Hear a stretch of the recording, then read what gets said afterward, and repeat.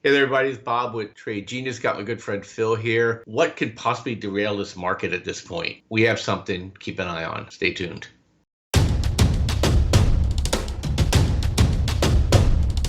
Trade Genius.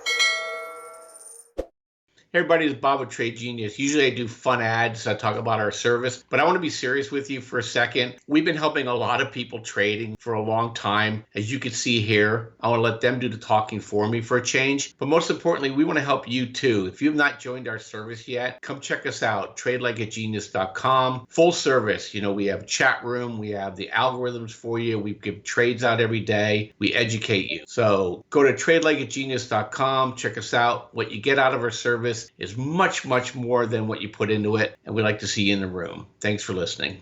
Okay, Phil, voice is still shot, so I'll still run the show. I guess I should do some work in here because apologize for no podcast yesterday and Monday. Been traveling back. I know you guys will feel sorry for me, but I had to do a goodwill tour to Tahiti. They love Trade Genius down there as well. They have no idea who we are, but they love me anyway. But let's talk markets here. Fed just did their announcement. No change, no surprise. Market had their hedges on. Phil says, hey, no surprise, no move. Hedges come off. Market's likely to go up. We're starting to get some bounces here. We got, it looks like the Bitcoin miners may have bottomed here. So, we re-entered Mara, looking pretty good so far. And so guys, keep an eye on that. Wolf had a great report the other day. I'm sure the indexes are going to move up higher. Commodities are starting to move. We got an expected pullback in oil. No biggie there. It's been on a run. Still think oil is going to go to high 80s before June. And but the topic of today is what could possibly blow this market up. And Phil, if you want to throw the first chart up here, is that I think traders are already starting to worry a little bit because the Fed may be a pause in trying to lower rates, but the Bank of Japan is going the other way. And for people who are not familiar with the casino that we're currently playing in, it relies on funny money being pushed into the market. And that funny money was coming, a lot of it's coming from the yen that's been created by the Bank of Japan. That money moves offshore and moves right into our trading accounts and has been pushing up the market. And now we're getting a situation where that's going to reverse and the yen breaks out of this range and the Bank of Japan decides not to intervene. It's going to put pressure on the carry trade and it's going to put pressure on the stock market. And the thing about it, with all this leverage right now, Phil, it doesn't take but a match to blow up an oil refinery here. So there's something to keep an eye on. You guys should every day be looking at the overnight action, see what the yen does in the morning. And smart traders are already starting to position. So if you want to throw the second chart up, Phil, I'll show you open interest on the yen is surging. And this isn't the first time this happened.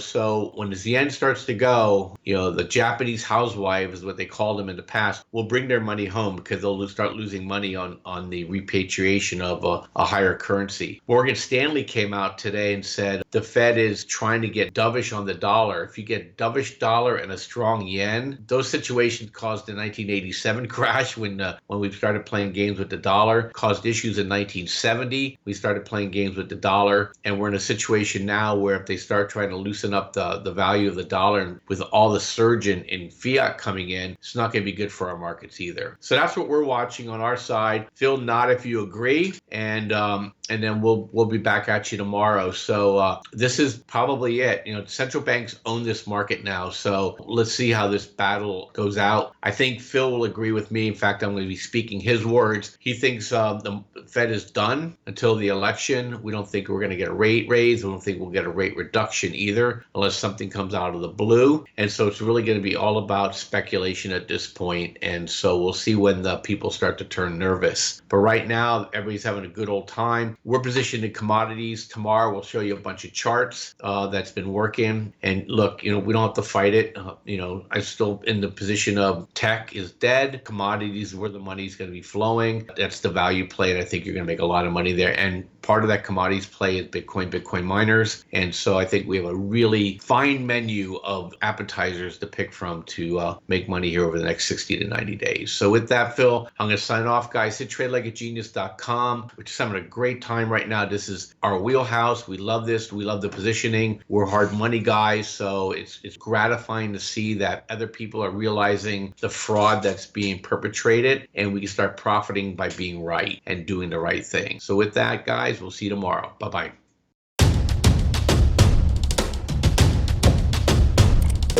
Trade Genius.